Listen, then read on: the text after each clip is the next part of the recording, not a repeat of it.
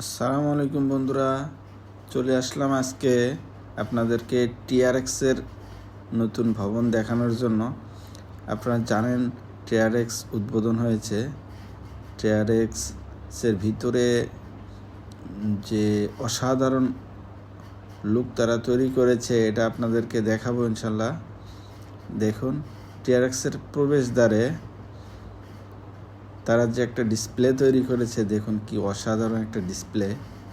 এবং এখানে উপরে তারা যে কাঠ দিয়ে ঘুরিয়ে ঘুরিয়ে যে নকশাটা করেছে, দেখেন কত সুন্দর দেখা যাচ্ছে।